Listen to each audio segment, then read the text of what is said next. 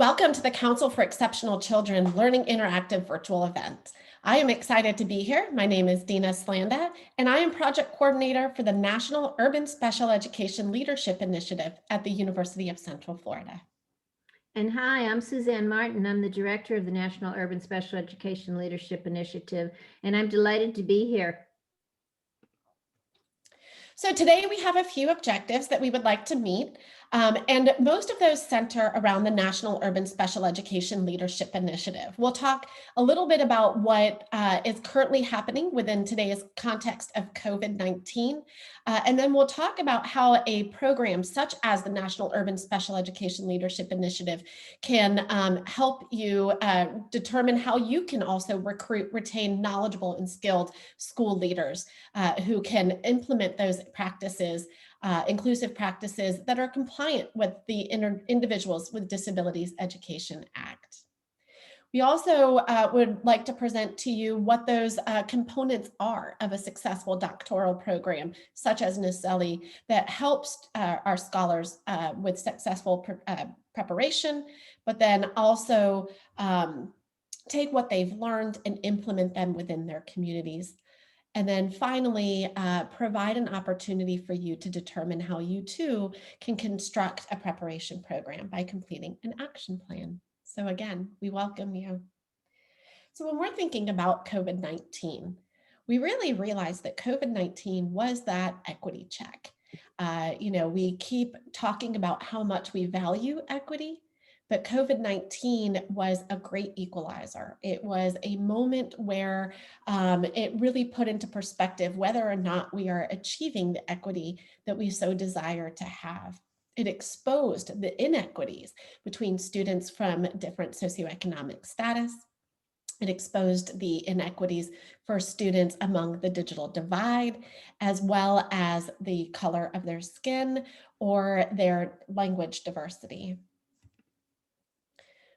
COVID-19 had great impact on schools and school closures. At the time of back in March, when schools around the world started closing, we saw that 862 million students across 107 countries were actually impacted by school closures. In the United States, we saw that 56.6 million students were mandated to stay home from school and no longer had the ability to return to their school buildings. Within those 56.6 million were 6 million children with disabilities who had suddenly found themselves with reduced access to services, whether those services were for social services. We know that a lot of our students were experiencing trauma within their homes.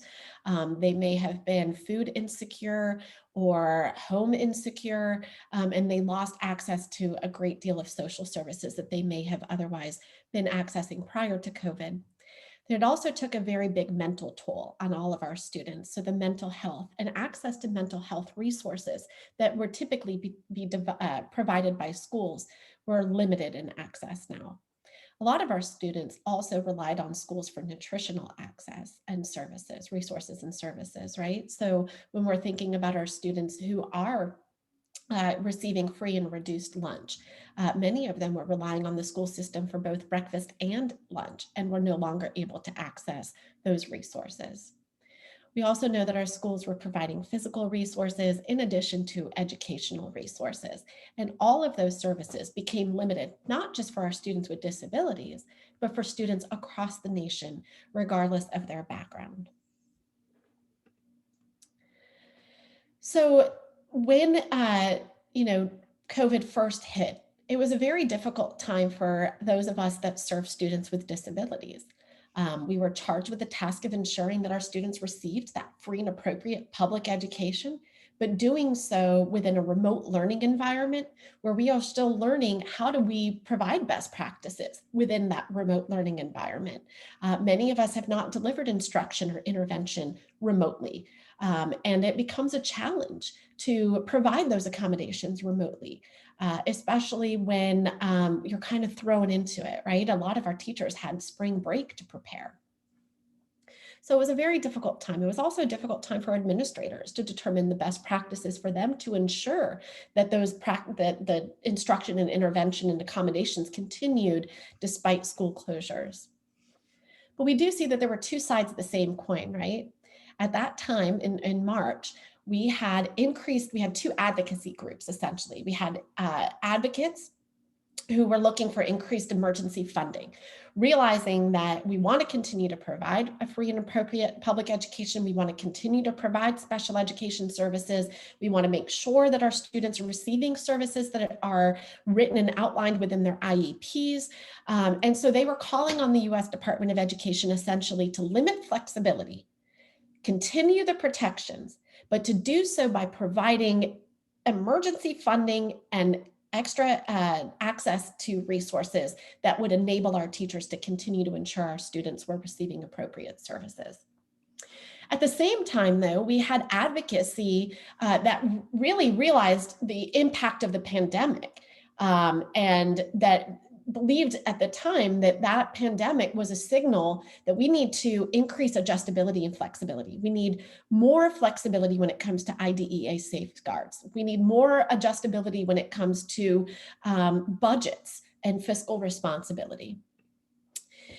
The request for flexibility that we want to focus on today actually came from the Council of Administrators of Special Education, known as CASE, as well as the National Association of State Directors of Special Education, which is NASD. And on March 31st, 2020, these two organizations sent a joint letter to Congress, essentially requesting that they be permitted, that our schools be permitted with flexibility of provisions for IDEA.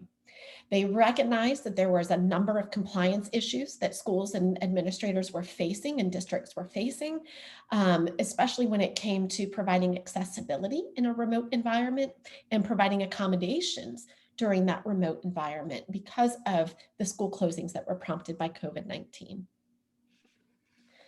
The flexibility outlined in the letter from NASB and from CASE essentially looked at three areas. They wanted flexibility with timelines for evaluation.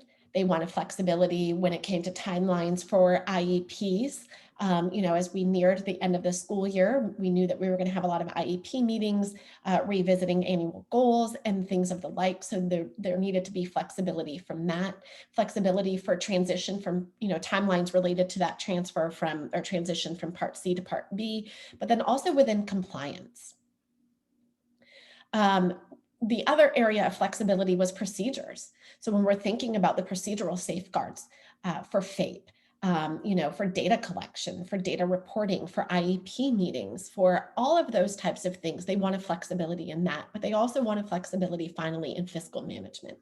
Our budgets were impacted by COVID, and providing resources, providing types of accessibility were difficult during this time, and fiscally, they wanted some flexibility there.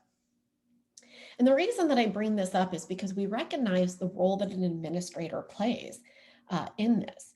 So at a time where we're asking for increased flexibility, we need to really rethink that question. Is it flexibility that we need, or is it resources that we need?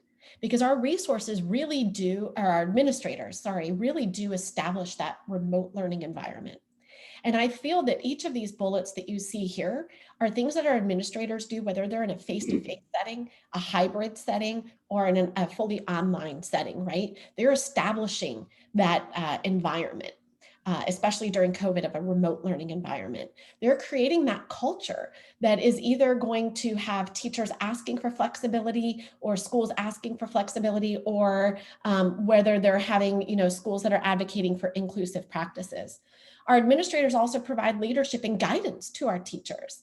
They require, in order to do this, they do require a special skill set and to ensure that IDEA is being implemented with fidelity. And that's where we come to Naceli. Well, let me talk a little bit about Naceli, but I do want to comment, Dr. Splenda. I think what you're saying about the role of the administrator, it's a critical piece. There were so many heightened needs, and there still are so many heightened needs during this pandemic, that we need to think about the resources. What we need to think about, one of the resources being education and professional development for our administrators.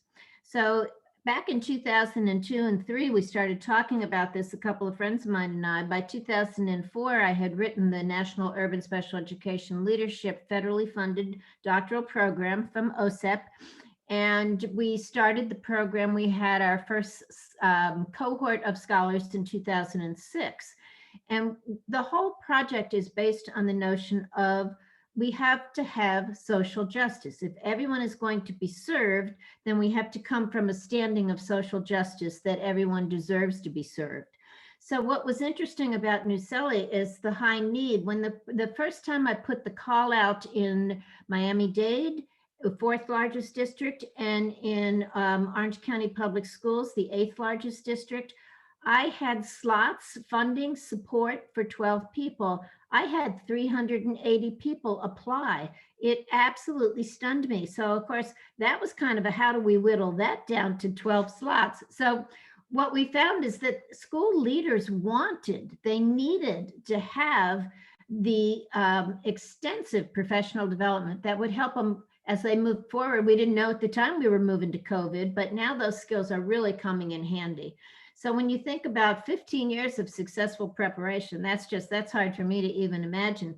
But when you look at the policy and the research debates, everything leans to high qualified, fully qualified administrators. They have to be credentialed. They have to have the knowledge, skills, and the dispositions to move forward. So we asked the question, how can administrators provide inclusive settings while complying with IDA safeguards? Not an easy question. So let's look and see what Nuceli does to do that. Some of the components of Nuceli, it does pay tuition and fees. It does offer doctoral coursework. It does give you some travel adventures. And yet what the key things that we found, the mentoring process, every student in Nuceli, every scholar had his or her own mentor from his or her own district to support that person from the beginning of the program to the end of the program. And the mentors received a very small stipend. And of course, many of them getting back to the project to support the students. Then we also had a new creation we called national faculty. I was thinking there's no way that just a few of us can contribute all that is needed to this skill set. So I had national faculty, I had people, colleagues, friends from around the country that are experts in this, in specific areas. We had them come in and talk. We had people come in and talk about policy, talk about families, talk about diversity. And the national faculty still stay in touch with us. It's absolutely incredible. Another really unique piece of the Nuceli project is Harvard. We went to a administrative leadership 1-week seminar every summer. We took students there. And the fact that they were in a safe place to learn and practice their leadership skills was critical to their own personal social development and their professional development. That was a fascinating experience. They weren't talking to the person in the next office. They may be talking to a state director of early childhood in New Mexico. So that really tended to boost up what the students and scholars needed. And then we also provided state and national conferences in that we asked them to apply. Go ahead and see if you can get your presentation accepted. And the very first group, we did a joint presentation. It tended to change because we had so many people that we had to put our posters outside and just have the scholars stand by a poster and just walk around and talk about the project. It was absolutely amazing how hungry people were for the knowledge.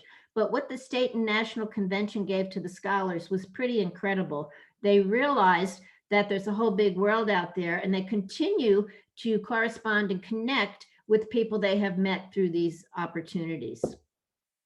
So what we want to talk about quickly is action planning. What's it going to be? How can you develop this model? Well, the first thing you have to think about, and Dr. Sland and I were talking about this before we started this recording, the first thing we did when we wrote the last grant was, well, what do we have and what do we need and how do we get what we need and we don't have? And so finding those resources is critical. It's not always money. It's what's available at your university, what's available at your school district. What are your key leaders in the school district wanting and needing and willing to do? We had top leaders act as mentors. We had other leaders act as part of our advisory group. So determine your resources, see what you've got, and then think about collaborating across the nation. Excuse me, that's another where the national faculty comes in. You really have to tap for expertise where you can find it and where you know it exists. It may not always be in your own backyard, and you know that saying, you can't be the expert in your own backyard. So we brought in people from California, New Mexico. We brought in civil rights leaders that had been superintendents in Selma, Alabama. We brought in CEOs of family-friendly schools. That's go out and find the people. They're there, and they came. They wanted to come. They're happy to come.